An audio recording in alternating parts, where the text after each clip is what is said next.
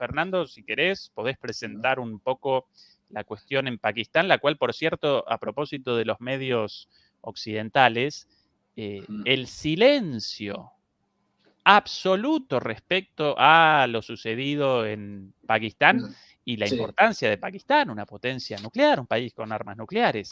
Nada, cualquier noticia en la 10ª página más o menos, ¿no? Sí, sí, es que aquí, en fin, además en España que nos gusta mucho a la gente y tal, las noticias de cotilleo de estas de famosos y tal, aquí te puede aparecer en la primera página pues que una famosa, un famoso se ha divorciado y luego de Pakistán ni aparecer. O sea, esto ya es el colmo del desmadre, ¿no? Y, en fin, pues lo de Pakistán es que ya digo, bueno, todo el mundo lo sabe, país fundamental, clave, con unos, creo recordar, corrígeme, pues cerca de unos 270 millones de habitantes, es decir, una población enorme. Un país, además, que ha sido siempre muy inestable, muy problemático por varias razones, porque hay muchas etnias diferentes que están enfrentadas entre sí y luego porque han tenido desde que alcanzó su independencia junto con la India y lo que luego sería Bangladesh, que antes era el Pakistán oriental, han tenido siempre a los militares como una losa que ha pesado sobre la democracia pakistaní, cuando no directamente han pegado un golpe y se han proclamado ellos, como la junta militar de turno, como los gobernantes sin problemas, ¿no? Como hizo, por ejemplo, Musharraf en su momento. Claro, esto es una lacra, ¿no? Y aquí es muy importante porque Pakistán es un aliado fundamental de China y también de Rusia. Y ahora me explico. Si nos fijamos en el mapa, China, con su gran proyecto de la nueva ruta de la seda, una de las cosas que dice es, vamos a ver, yo no quiero inestabilidad en el mundo, yo no quiero guerras, eso me perjudica mis intereses comerciales. Entonces dice, bueno, para abordar el problema de Afganistán, el eterno problema de Afganistán, dicen ellos, primero hay que estabilizar Pakistán. Si no estabilizamos Pakistán, si no creamos una nueva economía en Pakistán que eleve el nivel de vida de la gente, lo de Afganistán no lo vamos a solucionar en la vida, porque las intervenciones de Pakistán a lo largo de todo el conflicto afgano han sido permanentes. Con lo cual dicen, esto es imposible. Y entonces dicen, vamos a hacer, dentro de la ruta de la seda que va desde China hasta Europa, un ramal que vaya desde China a través de Pakistán. Entonces hacen lo que se llama el corredor económico chino-pakistaní. Y esto es espectacular porque están invirtiendo 63.000 millones de dólares, es una barbaridad, y además el proyecto es básicamente rehacer la economía de un país como Pakistán entera. Y es que les están haciendo desde puertos nuevos como el de Gwadar, que es un puerto que está alquilado ya a los chinos por 50 años, un puerto estratégico, hasta instalaciones eléctricas con carbón, instalaciones eléctricas de energía solar, con molinos de viento, de energía de todo tipo. Es decir, pero están haciendo carreteras, les están haciendo todo tipo de infraestructuras, aeropuertos. Es decir, están reconstruyendo su economía. ¿Por qué? Porque si nos fijamos en la frontera de Pakistán, tienen una parte de frontera con Irán. Irán, como todos sabemos, es uno de los grandes productores mundiales de gas y petróleo. Y los iraníes, de hecho, tienen ya construido su ramal de gas hasta la frontera. Si los chinos logran estabilizar Pakistán, subir el nivel de renta de las personas y que sea un sitio, pues eso, con una economía que vaya desarrollándose, y no un sitio que está permanentemente en crisis y en un desastre económico o al borde de un desastre económico, podrían hacer una cosa que es muy interesante, que es que a través de Pakistán subir gasoductos y oleoductos, porque Pakistán al norte tiene frontera con China. Con lo cual, no sé si se verá aquí bien, ahí al norte, aquí, tiene frontera con China a través del famoso paso de montaña de la Karakorum Highway, la autopista de Karakorum, y eso evitaría algo que los chinos siempre intentan evitar, el mar. Porque como todos sabemos, Estados Unidos es una potencia marítima, es una potencia militar aeronaval, mientras que China no lo es, o por lo menos todavía no lo es. Es decir, si logran esto, todos los intentos, por ejemplo, de Estados Unidos para cortar el estrecho de Hormuz, que lo tenemos aquí, no servirían de nada, porque aunque lo cortaran, en el tema de Irán, incluso el mismo Irak, etcétera, podrían ir a través de Irán y mandar el gas y el petróleo a China. Para que veamos cómo todo se está moviendo y todo está relacionado. Pero es que al mismo tiempo, el primer ministro, partidario de los chinos, el ex primer ministro, perdón, Imre Ham, también se acercó a los rusos. Uy, ya, si con los chinos era la cosa mala, si encima te acercas a los rusos ya ni te cuento. Estaban trabajando, por ejemplo, para construir determinadas zonas de trenes y un gasoducto de Lahore a, no sé si era Islamabad, no me acuerdo. Es decir, estaban con proyectos de infraestructuras también.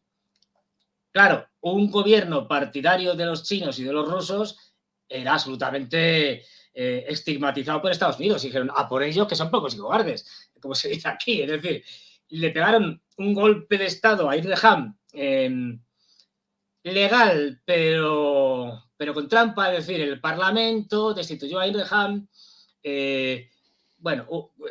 con una mayoría, pero bueno, hubo corrupción, hubo compra de votos, en fin, lo típico.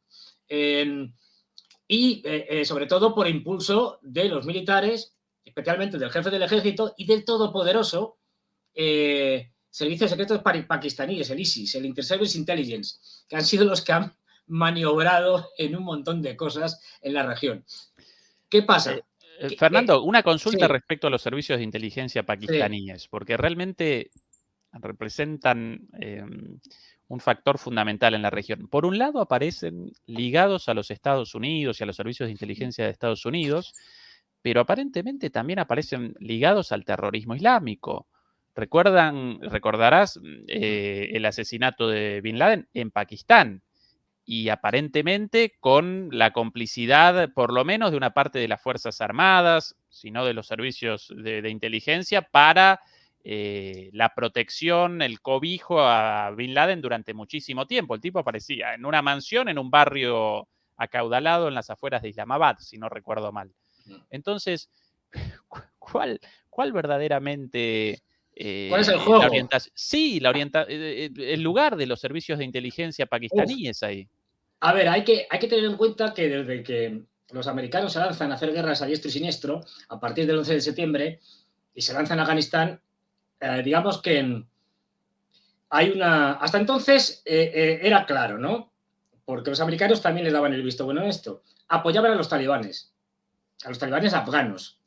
En los años 90, claro, en los años 90 apoyaban a los talibanes afganos como lo hicieron los americanos. No olvidemos que se estuvo trabajando mucho tiempo por parte de una empresa norteamericana, UNOCAL, una empresa petrolera, gasística, para construir un famoso gasoducto que al final no se ha llegado a hacer, aunque todos han firmado que se puede hacer, todos los miembros de este gasoducto, que iba de Turkmenistán a través de Afganistán, Pakistán y luego llegaba a la India, el TAPI, como era conocido. Bueno, pues estos tenían muchos intereses, los norteamericanos tenían muchos intereses. Yo siempre digo que, y es un dato a tener muy en cuenta, que la ruta de la seda, la famosa ruta de la seda de los chinos, la nueva ruta de la seda, la iniciativa de la franja y de la ruta, no fueron los primeros los chinos los que la lanzaron. Los primeros fueron los norteamericanos, que en un momento determinado, cuando se iban a hacer guerras y entran en Afganistán, dicen, uy, pues ahora podemos penetrar hacia Asia Central y hacer una especie de nueva ruta de la seda, pero no este-oeste, como lo hacen los chinos, como era en la antigüedad, sino norte-sur, para poder montar un lío entre los países de Asia Central, quitarlos de Rusia y al final poder llevar, sacar toda la riqueza de petróleo de Kazajstán o el gas de Turkmenistán por Pakistán e incluso suministrar a la India y tal. Bueno, esto luego con Hillary Clinton, la demente Hillary Clinton, la psicópata Hillary Clinton, esto hay que remarcarlo porque esta señora está muy mal de la cabeza y lo ha demostrado en numerosas ocasiones, se reavivó y se sacaron documentos. Yo tengo documentos que los puedo pasar porque son de acceso público, del Departamento de Estado, del Departamento de Defensa, diciendo, no, esto está muy bien, hay que hacer una ruta de la seda norte-sur y así fastidiamos a los chinos y a los rusos. Y entonces cuando llega Xi Jinping en el 2003 dice, ni hablar, ¿qué es esto de que vais a hacer una ruta de la seda? Ahora la hago yo, es decir, y vais a enterar. Esto para que veamos que Estados Unidos ha estado desde siempre intentando introducirse en Asia Central, intentando provocar inestabilidad para extraer sus recursos. Porque no olvidemos una cosa, al final, cuando vas rascando y bajas a lo profundo de todo esto, lo que encuentras es una lucha entre las grandes potencias mundiales por el control de los recursos energéticos y los minerales estratégicos. Y esto lo que hay debajo, porque todos saben que cada vez va a ser más difícil y más caro extraerlos, con lo cual no va a haber para todos, o por lo menos no va a haber para todos en el marco de un capitalismo como el que estamos ahora. Ahora, decir, Fernando, dentro de esa disputa aparecen bien diferenciadas las estrategias de Estados Unidos y de China en cuanto al orden. Estados Unidos en esa disputa realiza una apuesta por el caos, por el desorden, como estrategia para su beneficio, mientras que China exactamente lo contrario. Por contextualizar un poquito, ¿por qué Estados Unidos patrocinaba a los talibanes? Bueno, precisamente porque en Afganistán había comenzado un enfrentamiento entre la Unión Soviética y los afganos. Dentro de los opositores a la Unión Soviética y al Partido Comunista afgano aparecían los talibanes y Estados Unidos los patrocinó abiertamente y eso generó posteriormente a los talibanes, los cuales de alguna manera recepcionaron a Al-Qaeda y perpetraron después los atentados del 11 de septiembre de 2001. Cría cuervos y te sacarán los ojos, ¿no? Cuando uno genera caos, ese caos en algún momento puede también determinar consecuencias en tu propio territorio. De ahí, perdón, de ahí recordaba yo lo de porque esto siempre lo va acompañando Hollywood, ¿no? Van generando un enemigo y Hollywood lo va presentando como malvado en el caso de enemigos y a los buenos contra los malos, como ahora, ¿no? Los buenos también los presenta Hollywood en sus películas y en Rambo 3, si alguno puede, por ahí, una película de Rambo 3, Rambo 1 y Rambo 2 en Vietnam. Después Rambo vuelto a Estados Unidos y los llaman de Afganistán unos freedom fighters, unos luchadores por la libertad contra los soviéticos en ese entonces. Y en la película aparecen como unos barbudos de túnica. Bueno, ¿a quién ayuda Rambo en esa película? A los talibanes. A los talibanes, Rambo peleando con los talibanes. Ese es el delirio, ¿no? Es que, claro, es decir, lo que señalas es muy interesante porque en los años 80, cuando está la Unión Soviética apoyando primero al gobierno de Batrash Karmal y luego posteriormente a su sucesor, al de Najibullah, uno puede ver imágenes de Kabul, por ejemplo, y puede ver algo que a muchos les sorprendería. Es decir, que esos regímenes apoyados por la Unión Soviética, que no eran maravillosos, es decir, que tenían y habían hecho muchas barbaridades, especialmente al principio, pero bueno, que allí podías ver a las chicas yendo a la universidad en falda corta. Sí, minifalda. Minifalda. Sí. Y a la gente vestida cada uno como le daba la gana. Y, por ahí una foto de Bin Laden jovencito abrazando, de Bin Laden a los 14 años en blanco y negro, abrazando a una amiga y la amiga vestida en minifalda. Si no recuerdo mal, eso en Islamabad, si no recuerdo mal. No, perdón, claro. En Kabul. Claro, es decir, lo que hace Estados Unidos, y siempre le sale mal, claro, es crear monstruos de Frankenstein que luego se les va de las manos. Es decir, y es lo que hicieron con el tema. ¿Qué hicieron? Además, esto es que es buenísimo, porque el propio Zbigniew Brzezinski lo recordó en una entrevista en los años 90 al Le Nouvel Observateur. Mi francés es espantoso, como podéis ver, pero Brzezinski dijo, pues sí, yo reconozco que el conflicto de Afganistán lo creamos nosotros, es decir, aprovechamos que había una guerra civil para provocar a los soviéticos, armamos a los integristas que había en ese momento, a los mujahidines afganos, y eso obligó a la Unión Soviética a tener que intervenir en Afganistán. Y esto lo reconoce perfectamente. ¡Oh! Mira Bin Laden. ¡Qué majete! Con camisita de manga corta. Con camisita. ¡Oye! Esto es una joya, guárdamela. Ezequiel, que esto es una joya. Aquí con dos chavalas, con minifalda una. ¡Uy! Y botas altas. Sí. Y botas altas. Madre mía. Bueno, pues estos señores, los norteamericanos, apoyaron a las facciones más radicales de los mujahidines afganos que existían. Es decir, a los más bestias y a los islamistas más extremistas, junto con el apoyo inestimable del general Zia-ul-Haq, que era el presidente de Pakistán en ese momento, que había dado un golpe de Estado y había ejecutado al padre de Benazir Bhutto, Ali Bhutto. Es decir, este hombre, Zia-ul-Haq, era un islamista extremista convencido y se dedicó a apoyar también con todas sus fuerzas a los mujahidines afganos. Bueno, lo que decías tú de Rambo es que es fantástico, porque es que esto no solo dijo Rambo. Rambo, digamos, que repitió lo que decía Ronald Reagan. Ronald Reagan llamaba a los mujahidines afganos los luchadores por la libertad. Así, directamente. Y se reunió con ellos, tal, en fin. Hay fotos en la Casa Blanca donde ves unos señores barbudos con turbante al lado de Reagan y estas cosas. No olvidemos que además se dedicaron a armarlos con la tecnología más moderna de ese momento, como los misiles Stinger, que son misiles para derribar antiaéreos, para derribar helicópteros, aviones, etc. Esto llevó a la derrota de la Unión Soviética, que bueno, nada parecido con el desastre que luego tuvieron los norteamericanos, y aún así, ya en los años 90, mientras la Unión Soviética existió, como les mandaban financiación y armamento, para sorpresa de los norteamericanos, todos, el gobierno de Najibullah aguantó, y aguantó perfectamente. Los mujahidines afganos no pudieron entrar en ninguna ciudad. Fueron masacrados en los intentos, por ejemplo, de entrar en Jalalabad, me acuerdo, donde se perdieron como unos 2.000 hombres. ¿Qué pasa? Y este es un gran desastre, no solo para Afganistán, sino para muchos países y especialmente para Europa. La desaparición de la Unión Soviética acaba con un montón de cosas.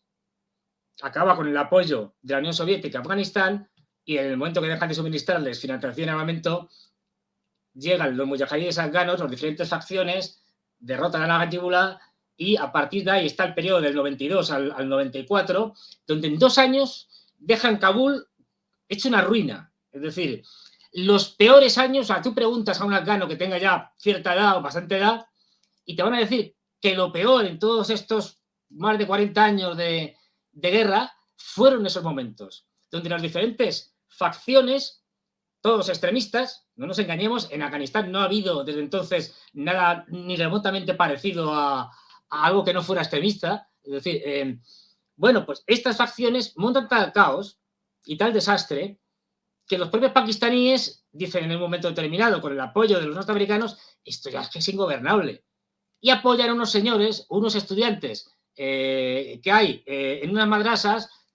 Talib es estudiante, talibanes es, o mejor dicho, talibán es plural y sería estudiantes. Lo que pasa aquí, hemos, bueno, por una cuestión de la RAE, hemos adoptado la Real Academia de la Lengua, el tema, el plural talibanes y el singular talibán. Pero bueno, estas son cuestiones lingüísticas, y aparecen estos señores con el Mulá Omar a la cabeza, que son 4 gatos, no nos engañemos, y que en propios discursos se ve que, vamos, en propios papeles de la época están apoyados por los generales pakistaníes y, por supuesto, por el Inter-Service Intelligence y por la propia Benazir Bhutto en ese momento. Sí. ¿Qué es lo que pasa? Que estos llegan ellos son pastunes, es decir, y la zona pastún es fundamentalmente, así muy a la bestia, del centro de Kabul para abajo. Estoy generalizando mucho, pues sería más, pero bueno. Es decir, estos llegan a la zona pastún por excelencia, Kandahar y alrededores, y allí los reciben, pues eso, con aplausos, por una sencilla razón, porque aunque sean muy radicales, ponen orden. Y un caos en el que no podías salir de tu casa al mercado de al lado porque te podían pegar 5 tiros, pues como que no les gusta ni a los afganos ni a nadie. Con lo cual, por muy radicales que fueran, si ponían orden, eran bien recibidos. Es decir, esto les lleva a apoyar a los talibanes por parte de los norteamericanos y los pakistaníes hasta el 2001. Los americanos están apoyando a los talibanes hasta el 2001. Por cierto, a propósito del Mulá Omar, el muchacho aquí al lado de Rambo, interpretado naturalmente por Sylvester Stallone, recuerda un poquito al Mulá Omar, ¿no? En las pocas fotos visibles del Mulá Omar acá. y esta otra imagen de la película de los soviéticos, la presentación de los soviéticos en ese entonces, siempre, ¿no? Vestidos como militares, así, con esta cosa de esta imagen soviética militar, y atrás Lenin. Lenin, la foto de Lenin es genial, ¿no? Ay, joder. Claro, No, lo de Hollywood a veces. Y esto, perverso. todo esto va determinando la visión del mundo, del común de la humanidad, ¿no? Completamente. Es decir, no tenemos capacidad para leer todo sobre la historia, sobre la sociología, sobre tal. Entonces, al final, nos quedamos con lo que nos transmite Hollywood. A través de películas, a través de series, a través de cosas. Y al final construimos una visión del mundo que es la de los norteamericanos, la de los anglos, pero de manera inconsciente. Quiero decir que no es que haga, es simplemente que va entrando, y esa construcción del mundo al final la interiorizamos y la hacemos nuestra, sin darnos cuenta. Y eso es a lo que juegan y lo hacen muy bien, las cosas como son los norteamericanos. Siguiendo Fernando, con Pakistán, sí, te digo lo último, cómo estaba la situación. Es decir, esto ya viene del año pasado, es decir, o sea que hubo un intento de asesinato, un atentado terrorista contra Imre Khan, del que salió herido, pero sobrevivió. Se recuperó de esas heridas y porque había lanzado, ante la deposición ilegal que había sido, a la que había sido sometido, había lanzado una serie de marchas desde diferentes partes hacia Islamabad para protestar por, pues eso, por lo que hicieron los generales, etc. En esa situación es cuando está el atentado. Después sus partidarios siguen avanzando, protestando, y llegamos para ir rápido, al capítulo último, que es cuando el ejército decide arrestar por una serie de cargos a Imre Khan. Lo arrestan y sus partidarios, ante el temor de que se lo carguen directamente en la cárcel y aparezca muerto, no sería la primera vez, ni la segunda, ni la 19ª, es decir, vamos, que es una costumbre muy arraigada en Pakistán, protestan, salen a pelear, y yo he visto imágenes de un Pakistán en Islamabad, en Lahore, en Karachi, en un montón de sitios, bueno, es decir, con la población sublevada, atacando a los policías, quemando comisarías, destruyendo casas de militares, tomando incluso alguna guarnición. Porque, y esto es muy importante, y lo subrayo, porque algunos militares, ojo, se han negado, incluidos algunos generales, pero muchos coroneles y mandos intermedios, se han negado a reprimir a la población. Es decir, han dicho no. Militares del ejército. Esto nos da la idea de que hay al menos una cierta división en el ejército. Porque muchos han dicho, no vamos a liarnos a tiros con la población. No estamos dispuestos. Que han sido destituidos, claro. Pero esto es importante. A partir de ahí, el siguiente foco está en el Tribunal Supremo, que es el que tiene que juzgar a Imre Khan. Lo que hace es algo que en principio no parecía, porque las presiones de los militares y del gobierno que estaba en ese momento eran tremendas. Y es que lo que hace es que le pone libertad. Dice, no, estos cargos no son válidos, no los aceptamos, los archivamos y tal, y además hacemos un movimiento legal para que durante las próximas 2 semanas esté protegido por la ley y no se le pueda acusar de nada, ¿no? de todos estos cargos. Claro, esto lleva a una victoria, a que salgan todos los pakistaníes, o la mayoría de ellos, apoyando a Imre Khan, y que el ejército empieza a sacar los tanques a la calle. Ojo. Y en este momento, en esas estamos. Imre Khan ha hecho declaraciones durísimas. Ha dicho que el principal culpable de todo lo que pasa en Pakistán es el jefe del ejército. Es decir, ha acusado con nombres y apellidos a todos aquellos que están detrás y que quieren arruinar Pakistán, y que Pakistán siga siendo un rehén de la geopolítica norteamericana. Me preguntabas tú antes, que se me había ido, el papel del ejército que juega. Pues el ejército, fíjate, cuando apoyaba a los talibanes, el ejército tenía dos tipos de talibanes, porque los talibanes empiezan en Afganistán, pero luego se forman unos talibanes pakistaníes, que es lo mismo, pero en Pakistán. Y entonces cuando llega la guerra de Afganistán, en el 2001, después del 11 de septiembre, Pakistán hace un doble juego. Apoya, hay talibanes buenos y talibanes malos. Los talibanes afganos son talibanes buenos y los talibanes pakistaníes que se enfrentan al gobierno y al ejército son talibanes malos. Entonces, a partir de ahí, a Estados Unidos le prometen muchas cosas, le dejan pasar desde el puerto de Karachi con sus camiones para abastecer a las tropas norteamericanas en Afganistán, pero llega un momento, por otra parte, siguen apoyando a los talibanes, es decir, hacer un doble juego. Que los americanos conocen, pero que no pueden, digamos, presionar más a Pakistán porque lo necesitan para suministrar logísticamente todo tipo de armas, comida, etcétera, porque como todos sabemos, Afganistán no tiene mar. Bueno, todos lo saben.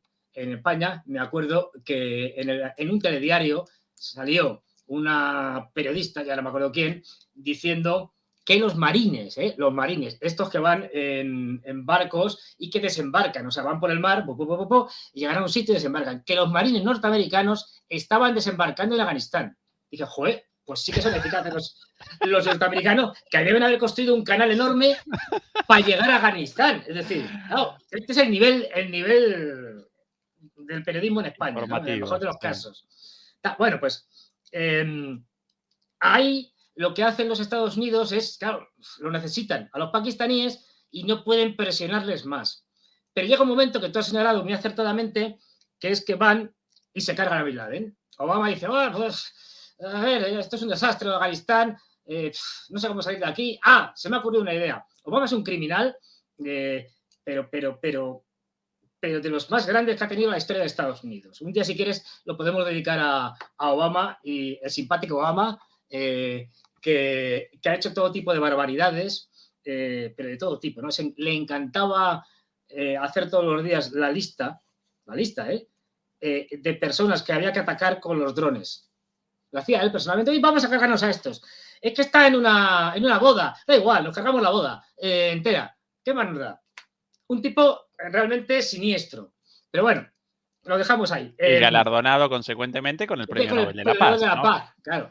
En fin, ya a mí si me dieran el Premio Nobel de la Paz lo rechazaría porque me daría vergüenza estar con la gente que lo ha recibido. Quiero decir, o sea, Menachem Begin, un terrorista, lo digo así, reconocido por él. Menachem Begin le dieron el Premio Nobel de la Paz por el tema de los acuerdos de paz de Israel con Egipto, y él empezó como terrorista poniendo, por ejemplo, una bomba famosa en un hotel y matando un montón de civiles.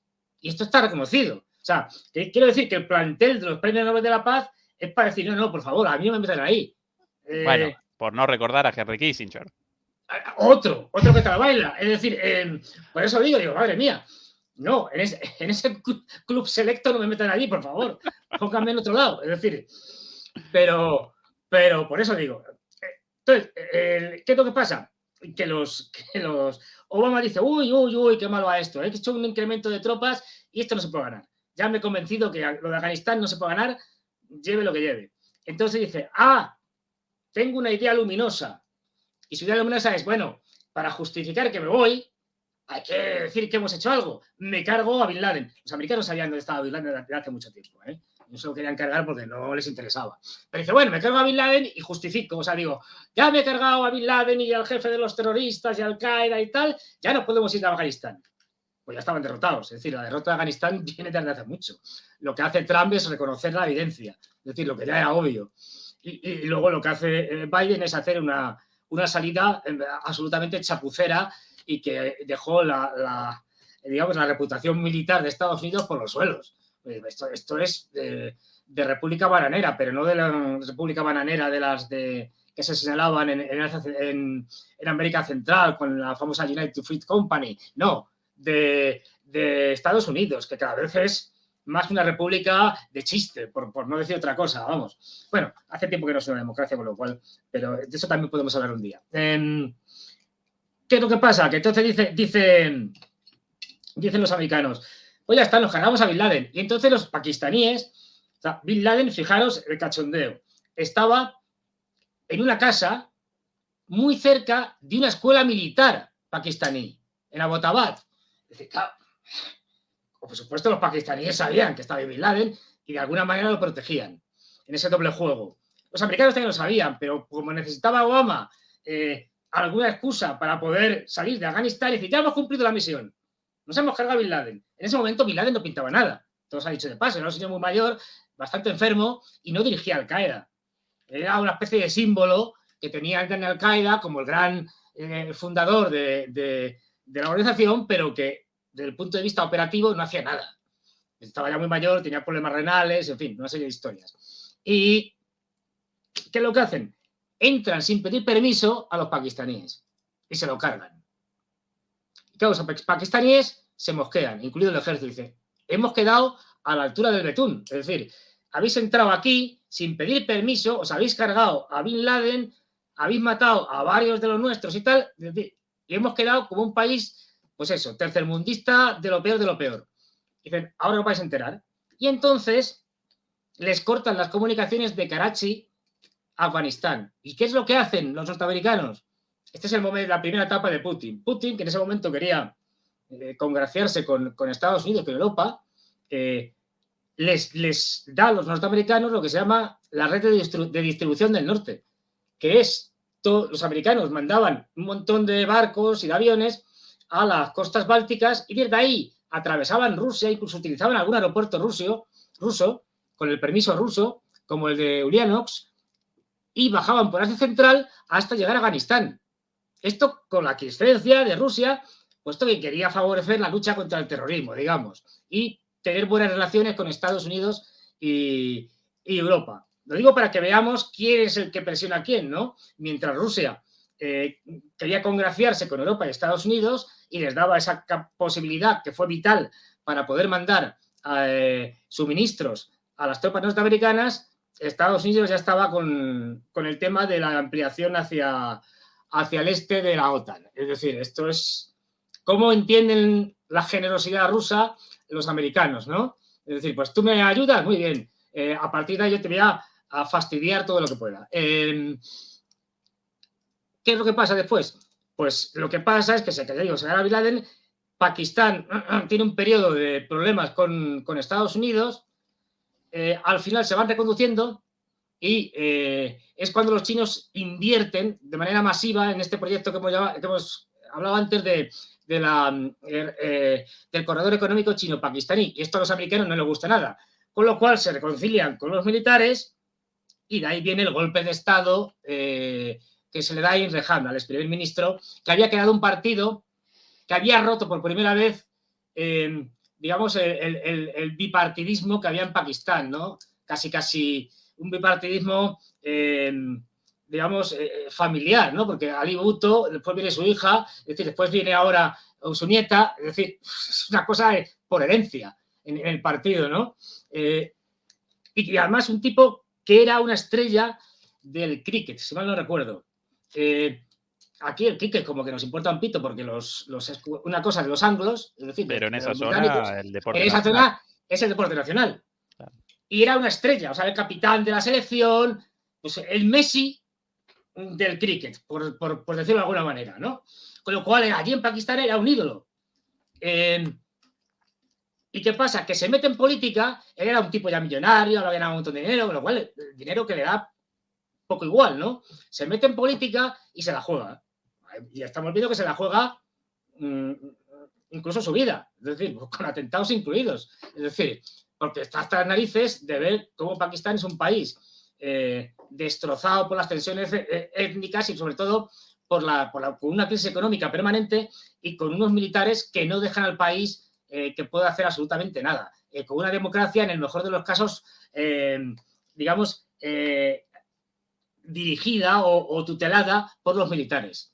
Entonces, el tío se la juega, tiene un apoyo popular enorme, gana las elecciones y a partir de ahí es cuando dicen los militares, uy, se aproxima China, se aproxima Rusia, cosa mala. Y los norteamericanos les dan el toque a los militares y les dicen, hay que dar un golpe de estado a este señor, quitarle de en medio.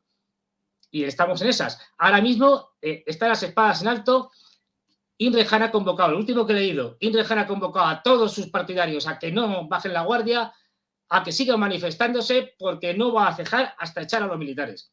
Esto es lo que ha dicho. Sí. Fijaros la importancia del conflicto. Es que si esto se va de las manos, no quiero ni pensarlo. Una potencia nuclear, como tú señalabas, con más de 100 cabezas nucleares, con una enemistad profunda con los indios. Los indios deben estar ahora con unos enormes prismáticos vigilándolo todo. Es decir, porque claro, y como tú señalabas muy bien, es que Estados Unidos es el imperio del caos. Es decir, su política es caotizar zonas, caotizar países, a ellos les conviene. Mientras que a China no, al revés, lo que busca es estabilizar porque les interesa. Entonces, si tenemos que elegir, yo tengo muy claro, si tengo que elegir entre una China que estabiliza, aunque sea para favorecer sus propios intereses, y unos Estados Unidos que caotiza países para favorecer sus propios intereses, me quedo con China, con todos los problemas que tenga, está claro. Sí.